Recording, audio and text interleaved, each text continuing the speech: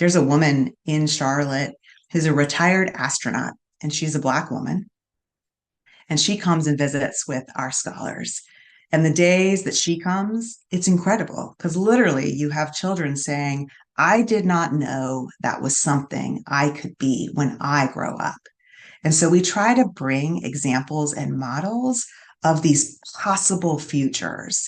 So our scholars can read about it, they can learn about it, and they can begin to think about the paths they want to chart for themselves.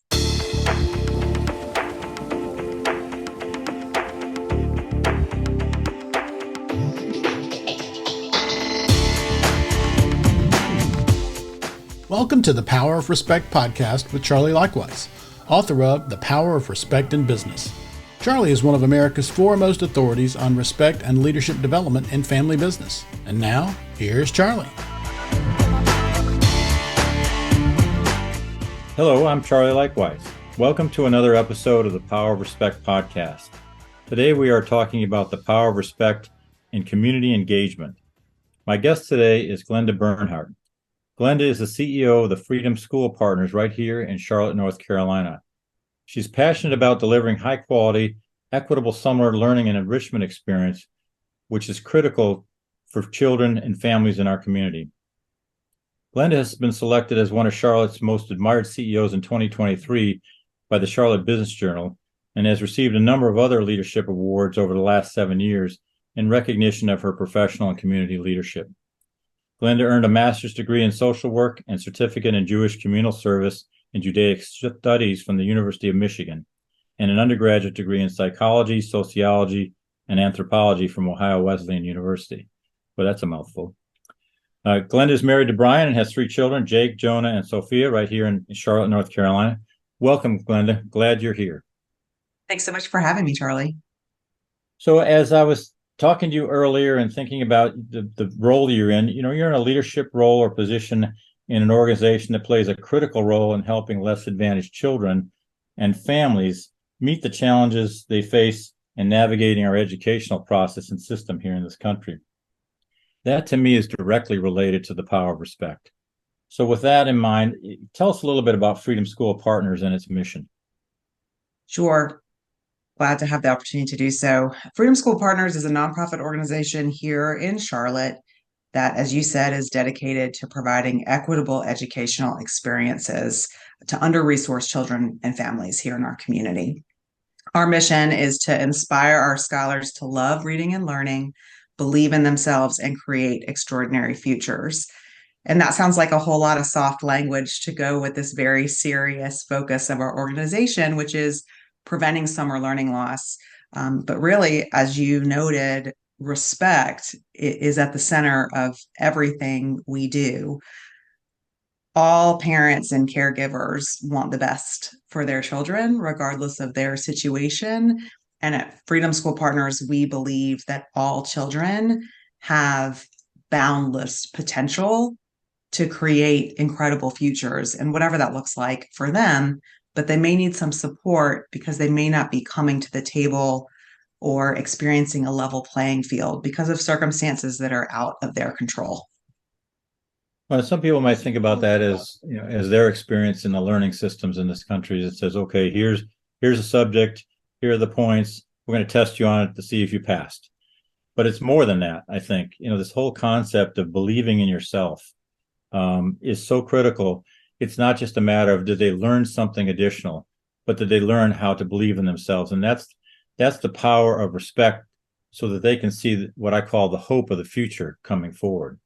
And so if you could comment on what you've seen, maybe some examples within your role or within the accomplishments of the school, how that's been revealed. Certainly. So we operate multiple sites around the community every summer. So, for instance, this summer in 2023, we're operating 12 different sites and serving close to 700 scholars. We call our students scholars. That's also about respect. So we're serving 700 scholars, and we serve children who are in grades kindergarten through 8th, and they need some support when it comes to reading. And specifically, we focus on vocabulary development and reading comprehension. But our curriculum is also really steeped in social emotional learning. And those are words that have become really important, especially coming out of the pandemic, and acknowledging all that our children have faced, have gone through, have experienced because of COVID-19. And so the social emotional learning piece is, I think, what makes us special, and what also allows the culturally responsive nature of our curriculum to come through. So our scholars are primarily Black and Brown children. They're also children who are experiencing some level of poverty. And they're reading books and engaging with characters and narratives and stories and histories that reflect the communities that they come from. And often they don't have the opportunity to experience these same stories, these types of books during the school year for any number of reasons. So I was just at one of our sites this morning, and I walked into all of our classrooms. We run very small classrooms. We run a 1-to-10 ratio between our classroom facilitators and our scholars so that they can get individualized attention. So we had 5 classrooms at this particular site. We're serving 50 scholars. And I walked into every classroom, and they read different books depending on their age and their grade. And so one classroom was reading a book about just diversity. It's called I Am Colored Different. So it's about seeing yourself in crayons, in experiences of characters. One class was reading a story about the Green Book, which was popularized with the movie several years ago, and certainly living here in Charlotte, North Carolina, in the Southeast, experiencing being turned away because of the color of your skin is something that is very close to many of the families that we serve. So watching these scholars not only put words together, and shine when they're actually putting the phonics and the phonetics together and understanding the sentence they've read, is one thing that's amazing. But watching their hands shoot up in the classroom and ask questions and share things like, oh, my grandma did this, or, oh, I didn't know I could be that. These are the types of things that happen in our classrooms. There's a woman in Charlotte who's a retired astronaut, and she's a Black woman. And she comes and visits with our scholars. And the days that she comes, it's incredible, because literally you have children saying, I did not know that was something I could be when I grow up. And so we try to bring examples and models of these possible futures. So our scholars can read about it, they can learn about it, and they can begin to think about the paths they want to chart for themselves. Right. That is amazing and so powerful. The concept of possible futures allows them to understand where they can fit in and what their potential is beyond the circumstances they're currently in. I mean, we're all, I mean, it's beyond, it's a learned behavior that they're missing without that. And so I think it's so powerful for people to understand what they can be and where they can go, because that bit of hope, as I call it, is what can drive them to getting past the barriers they may face. And it's not just them. Everybody has different kinds of barriers at different times. It's not specifically one group or another necessarily. Some are more challenged than others. We all know that. But the reality that there's an opportunity to understand how I can develop hope to get past that by my own power, quite frankly, not because somebody's giving me something or handing something out, but for my own power and worth. That's awesome. So it sounds to me like you see that the role of respect in terms of the lives of these students is really a big deal, and it engages them and encourages them to move forward. And so if you could share some more stories like that, it'd be terrific. That's definitely true. You just talked a lot about hope, and I talk a lot about the fact that we're in the business of hope. That is what we live out at our sites and with our interactions with our scholars.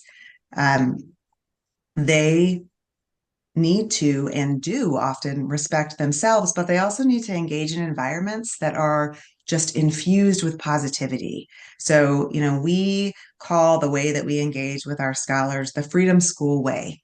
And that is about how we deliver content in terms of the learning experience. It's how we talk about behavior expectations.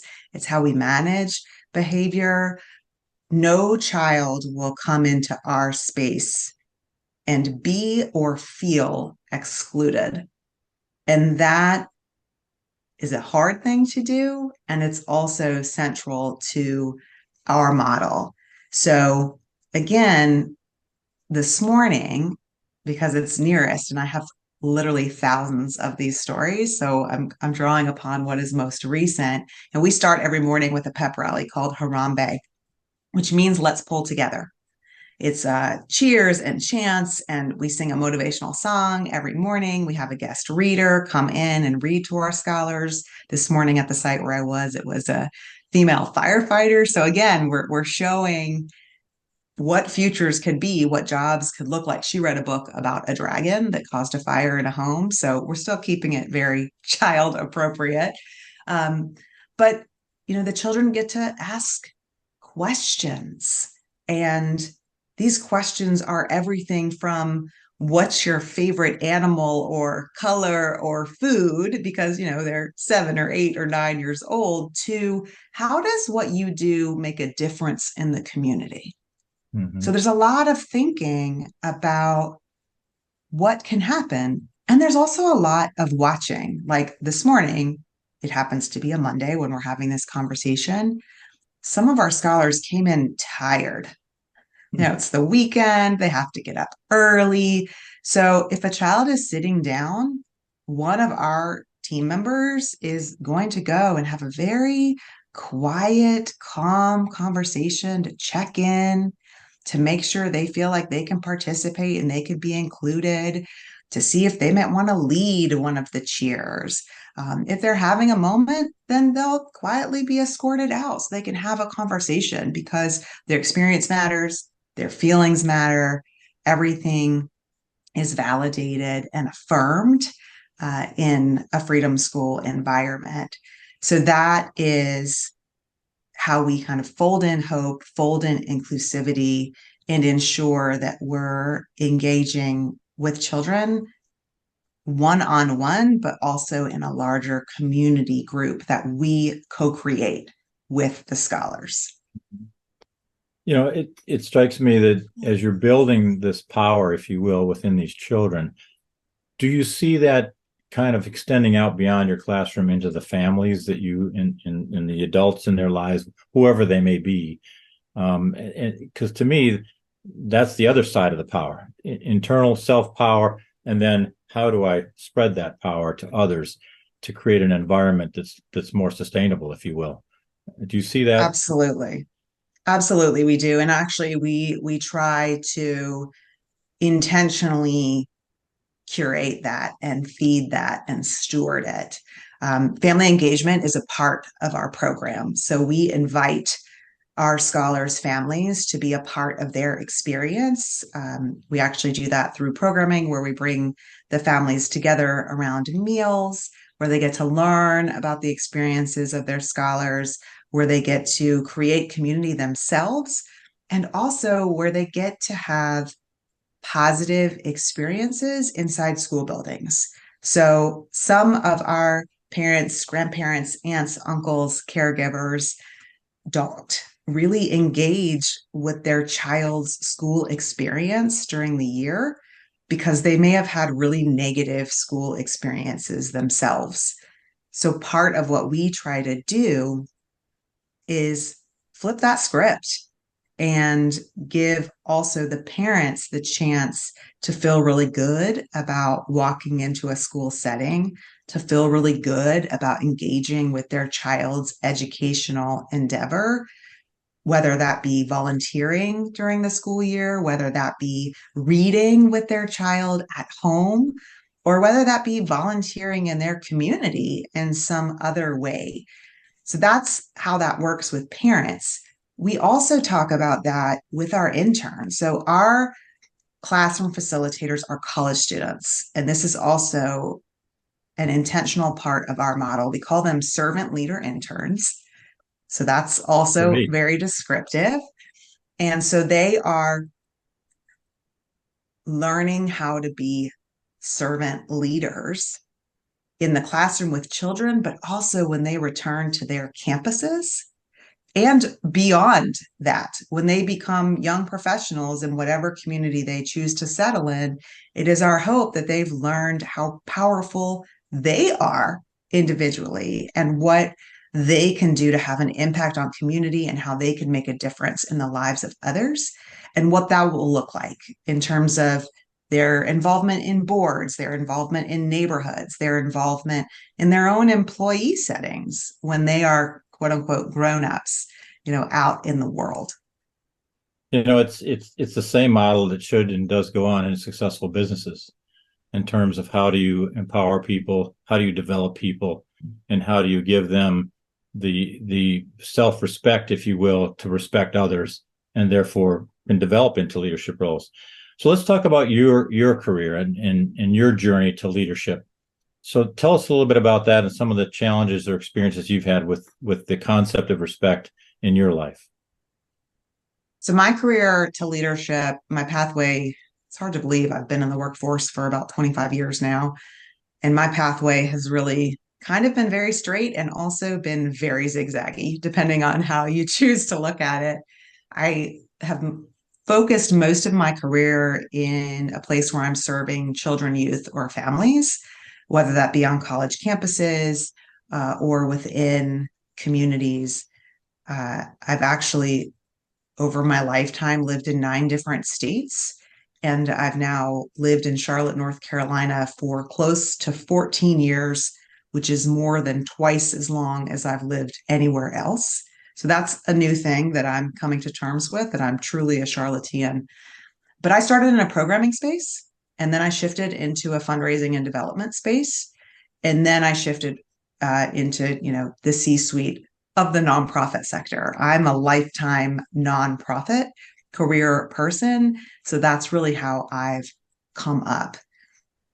I have had excellent models of leadership in direct supervisors and organizational leaders.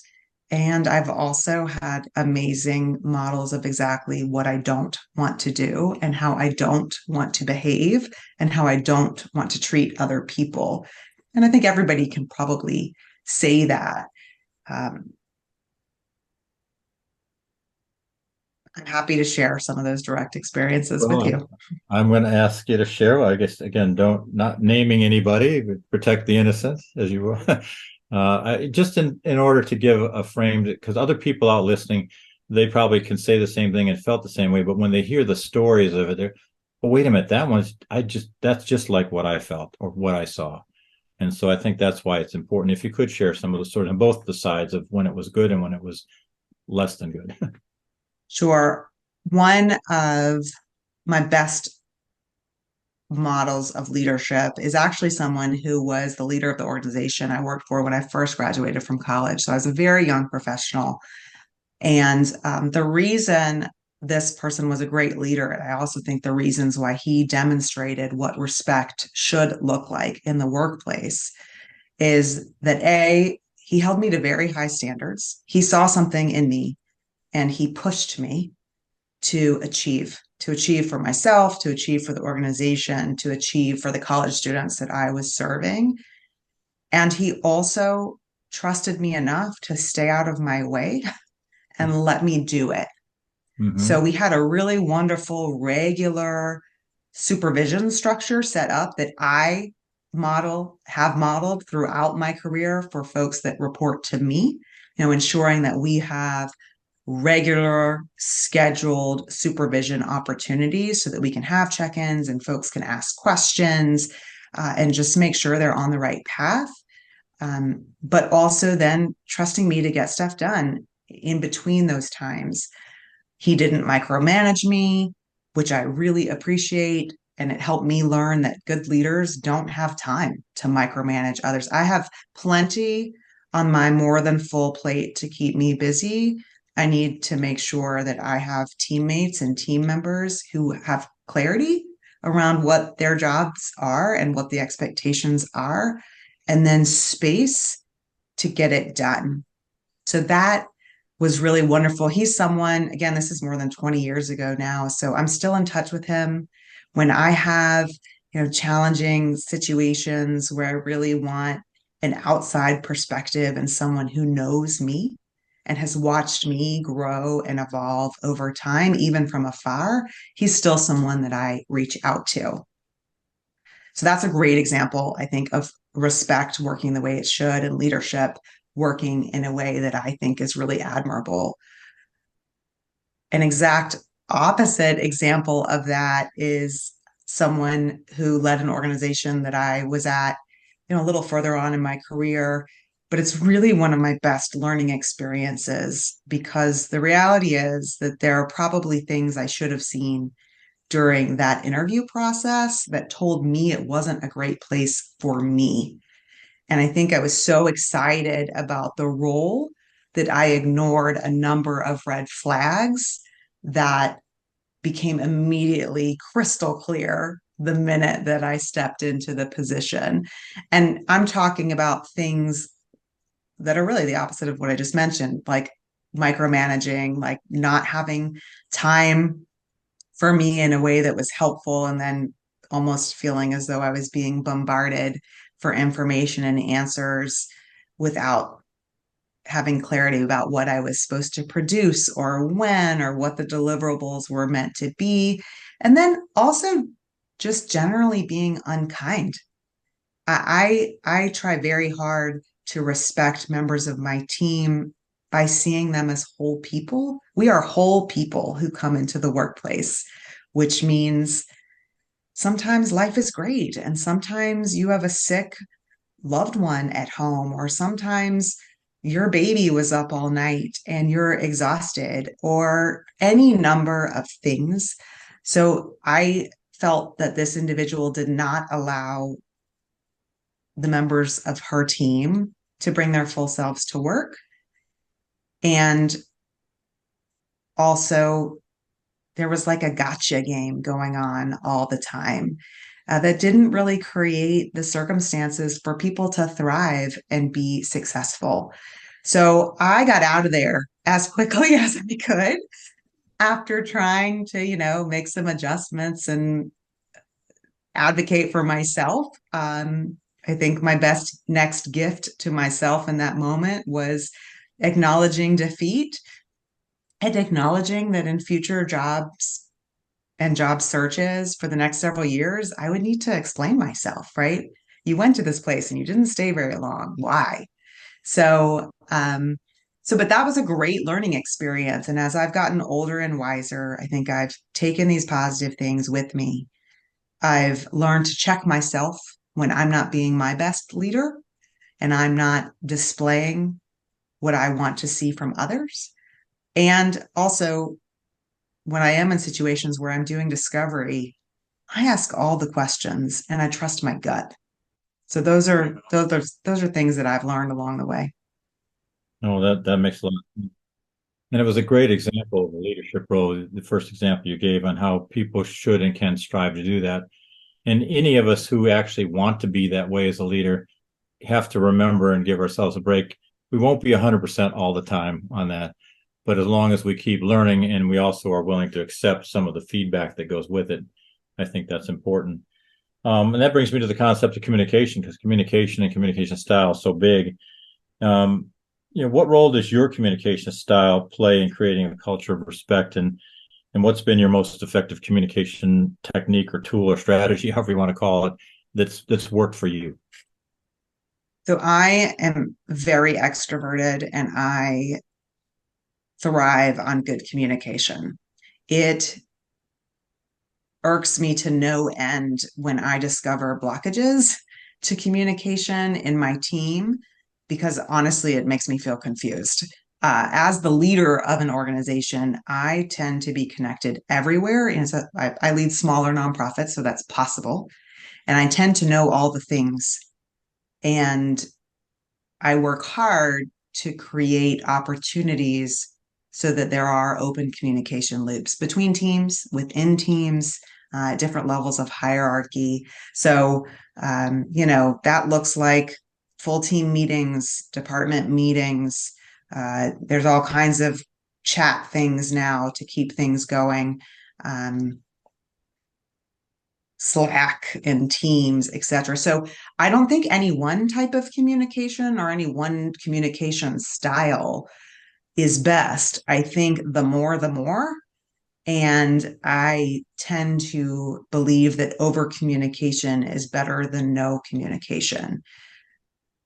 I personally have different styles that I like best.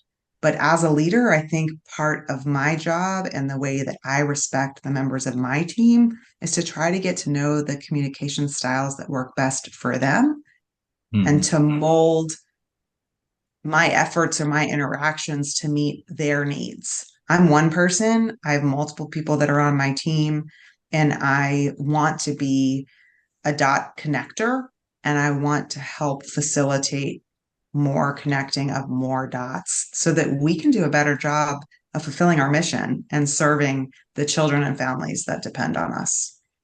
Yeah, no, that makes a lot of sense. And in terms of, you mentioned potentially communication blockages or blockers. What might be an example of that you discover? And it's not always going to be readily apparent. You may find out about it after some period of time, wondering why the message is not getting through. But what would be an example of that, and how did you solve it? An example at Freedom School Partners is that when I came on board, and I came on board in January of 2020 because I have the best timing of anyone ever. I came on board, and after several months, it became clear to me we have basically three departments in our organization. We have our program department, our fundraising and development department, and our kind of operations departments. And it became very clear to me that even though we had some of the things in place that I already mentioned in terms of meetings and structures, it became clear to me that our program department and our development department were really operating in silos. And for a nonprofit to be as successful as it can be, I knew that I needed to break those down. Our development department needs to know what's happening with our program and to be able to tell stories and communicate impact and all that good stuff in order to raise money. And our program department needs to understand how and why our ability to raise dollars actually impacts our ability to serve children and families.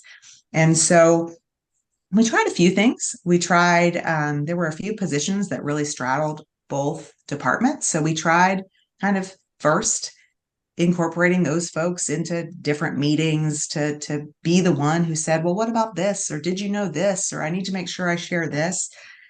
And sometimes that worked and sometimes it didn't. So ultimately, I actually restructured our leadership team and I shifted around some roles, and I was able to do it all internally. I met with everybody on the team. This was a bigger effort, obviously, but met with everybody on the team, tried to get an understanding of where they were, how they wanted to grow, what their strengths were, what their challenges were. And I ultimately created a position that I decided to call Chief Strategy Officer. But it now is the link. Our development director and our senior program director report to that person. So I created a new link in the chain, someone who by nature of their job was hearing what was coming up through programming regularly and was hearing what was coming up through development regularly and could help to make sure that that information was transferred and also kind of funneled back down or fanned back out so that there could be better communication. It's not perfect. We still have times where I sit in my office or I go to somebody and I say, how did you not know this?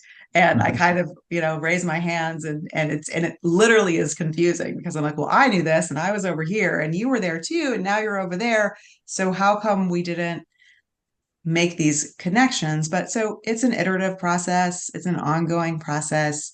But I think sometimes it really is a matter of saying, okay, wait, do we actually have the structures in place to make this possible? And if not, how can we adjust them so that we can do better and be better? I think recognizing that silos are a major barrier to a whole bunch of things in business, not the least of which is communication, is so important. And I'm marveling at your story of understanding how the method for breaking them down isn't just one size fits all, and taking into account the people and how they communicate and what they know. I call it connecting the dots within an organization, and you've come up with a structure that helps mitigate that as best you can. But it's open to. I think of many times when I'm thinking, how do you not know? How did you not know this? Why isn't this done? Because etc. So it's interesting. Solving that is one of the key elements of leadership, and it does take listening and it does take respect. So as we get down to the end of this wonderful interview, we could go on for days, I think, but we do have to. Tell me about if you're speaking to an upcoming leader, what advice would you give them?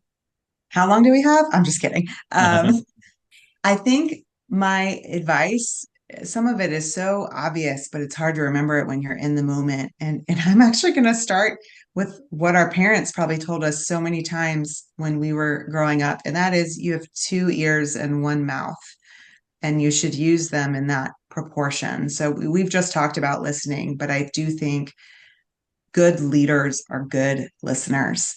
And we've got to listen to a lot of people. I am accountable to many different stakeholders. And that's, my job, that falls to my shoulders. But listening is at the end of every day, what's going to help me do that job better. I also think that really trying to gain some self-awareness about, your strengths and also your challenges is really important. I think it's my job to surround myself as a leader with people who complement what I bring to the table. I know, again, I'm in my mid 40s at this point, so I have a pretty good idea of what I do well and where I need to focus more to achieve results. But I want to make sure I have team members at the table who excel in those areas where it might be a little more challenging for me, because that makes everyone better. I also think that managing ego is really important to leaders. Especially as a female leader, having confidence in myself and communicating successes and lots of great things along the way is often harder for female leaders specifically. You don't want to sound cocky or rude or overly aggressive. But so being sure of those things, but then also knowing that no one person is perfect and no one can do it alone. There's a great saying in leadership: if you want to go fast, go alone. If you want to go far, go together. So that's something that I take to heart as well. I think that I strive to be a very collaborative leader. If I'm going to create change and really have a positive impact, I have to bring others along with me. I can't just do it and look back and say, look what I did. Didn't we do great things? Because if nobody's around, then successes I've found can often be short-lived. So I think being collaborative is important. Being a good listener is important. Surrounding yourself with a team that represents talents you may not have as naturally is important. And finally, I'll also say that rest is important. I'm a very proud Gen Xer. We, get up, we get it done, we figure it out. We like to hustle. We do all of these things. And also we're really good at running ourselves ragged. So I have to remind myself regularly that rest does not equal weakness, and that rest is important for continuing down this path of leadership for what I hope is going to be many more years. That is terrific advice. And I think your story and your example of leadership in this conversation is going to be great for other people to listen to, because they're going to find, hey, you know what? I'm in that same boat. And I can see how someone else is talking about it in a successful way. maybe that helps me as well. And that's what this program is about as well. The concept of self-awareness, number one key to being able to establish some communication processes and all kinds of other things, how you build your relationships from that, so important to this process. Appreciate your time and everything you've taught us, if you will, today, and look forward to seeing you in the future. Thank you again for having me. It's been a pleasure talking with you today. I'm looking forward to the next conversation. Thank you. I want to thank Glenda Bernhardt for being with us today, and I especially want to thank you for listening to this episode of The Power of Respect. If you like what you heard, please consider sharing the podcast and visit our website at expertsinhow.com. A quick reminder, if you'd like to read my book, The Power of Respect in Business, it's available on Amazon. My latest book, The Power of Legacy and Family Business, it will be published soon. Thanks again for listening, and remember, respect builds trust, trust builds relationships, and relationships are the key to leadership. Thank you. This has been the Power of Respect podcast with Charlie Likewise, author of The Power of Respect in Business. To listen to more episodes and learn more about Charlie's leadership development programs, visit his website, expertsinhow.com.